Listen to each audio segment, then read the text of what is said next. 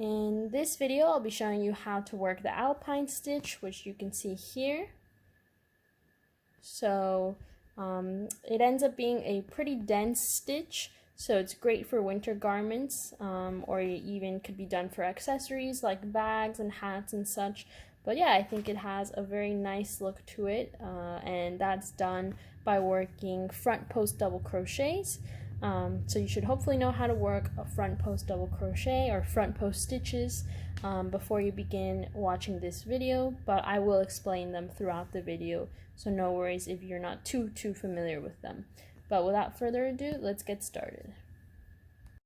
Okay, so to begin, I'm gonna work a row of foundation double crochets. And if you're not familiar how to work the foundation double crochet, I have a whole other video showing you in depth how to work those, which I'll link down in the description box below. But for now, I'm going to be working an odd number of foundation double crochets, so I'll probably do 15 to 21. I'll let you know how many I do.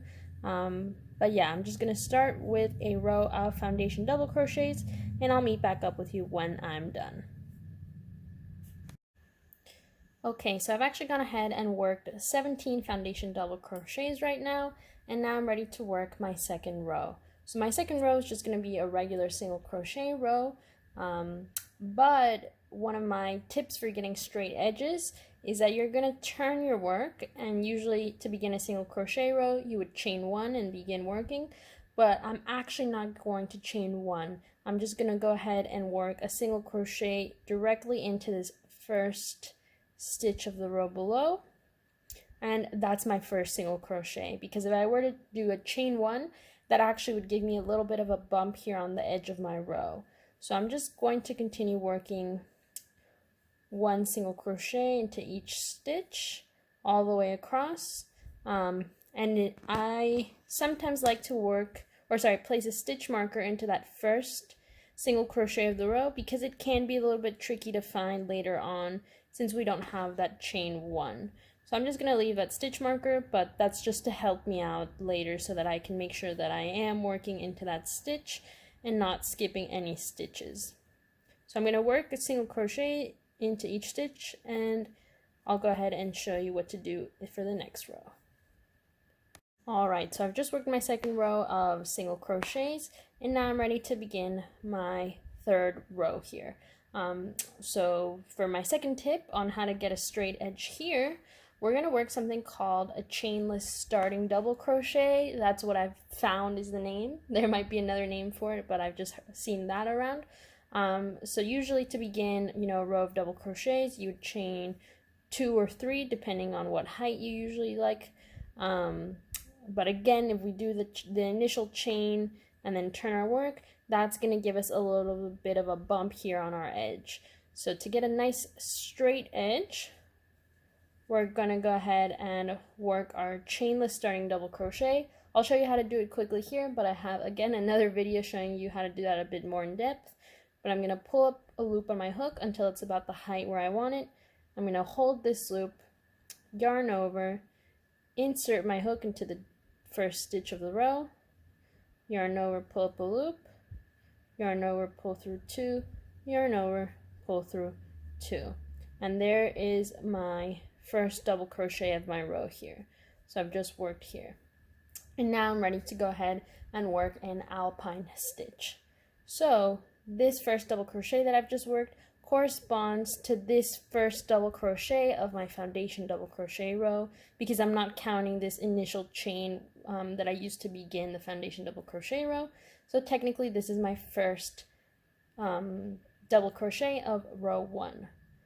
So now to work my second double crochet here, I'm going to work it as a front post double crochet, which means instead of inserting my hook into this second stitch of the row where I usually would work, I'm actually going to go 2 rows below into row 1, and I'm going to insert my hook behind this second double crochet of row 1.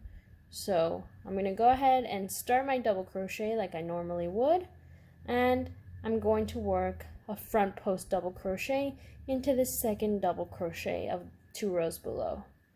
I'm going to insert my hook here, and now I'm going to complete the double crochet just like I would if I had inserted it into a regular stitch. And that is my first front post double crochet.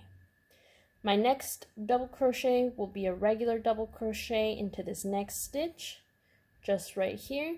And if you're confused about which stitch you're working into, I always like to go behind my work and check. So this stitch we're skipping because we worked the front post double crochet, so we have to work a regular double crochet into this stitch, just like this. All right, now we're going to work another front post double crochet in the next stitch. So we're going to skip this single crochet, we're going to skip this foundation double crochet, and we're going to work a front post double crochet around this stitch right here from 2 rows below, and just work a regular front post double crochet. Now we're going to work a regular double crochet, we're going to skip this stitch, work a front post double crochet in this stitch, and I'm going to continue this pattern all the way until I have 1 double crochet left to work, and then I'm just going to work that double crochet as a regular double crochet, no matter what follows next in this alpine stitch pattern.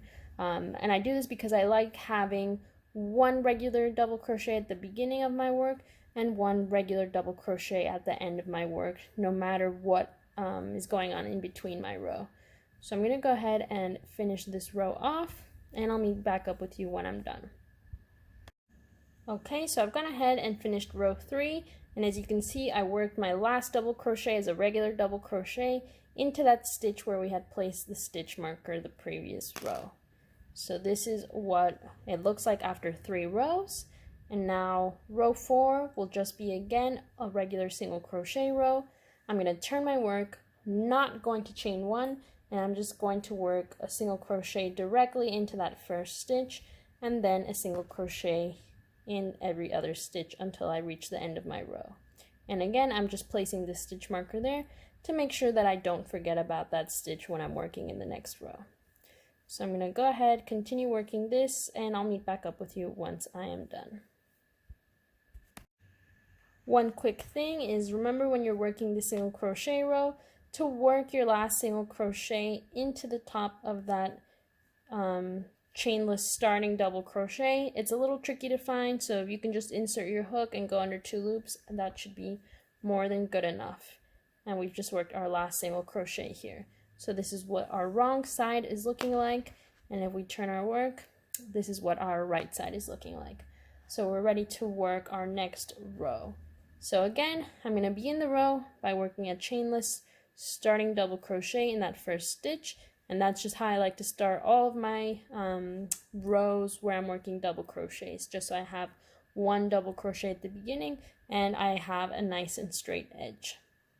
So now this row is going to be almost like the previous double crochet row, except now I'm going to alternate. So after in this row where we worked our front post double crochets, I worked a chainless starting double crochet, and then my next stitch immediately was this front post double crochet that we can see here.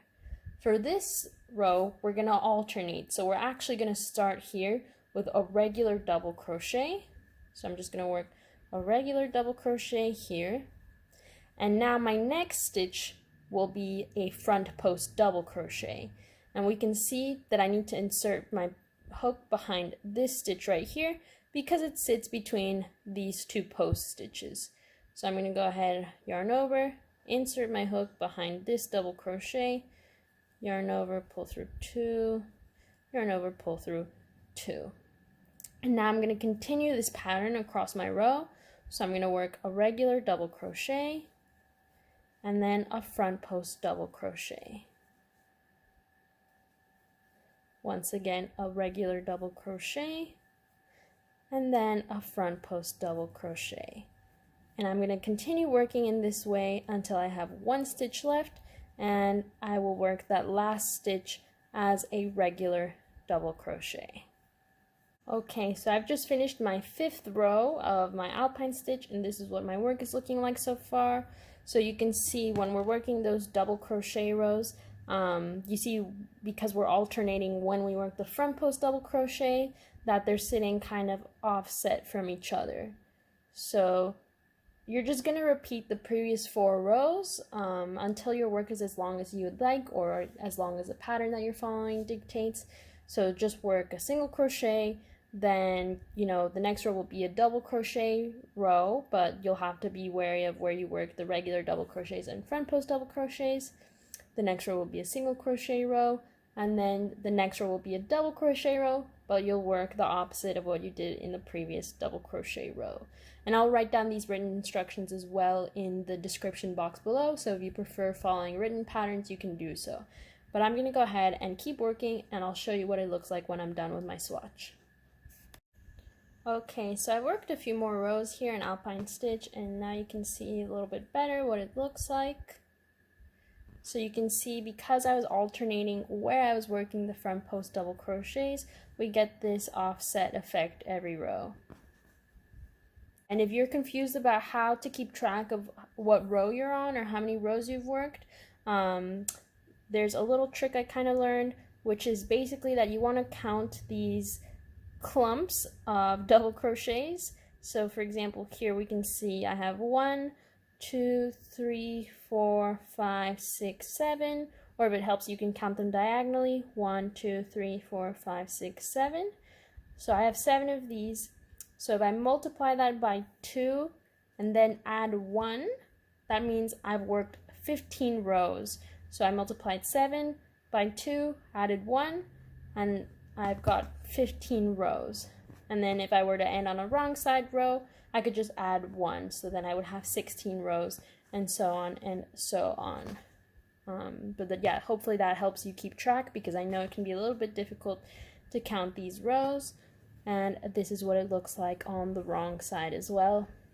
You might notice that your work will begin to curl a little bit. You can already see that mine wants to, but this can always be fixed by blocking your work later on. So don't worry too much if your work is curling.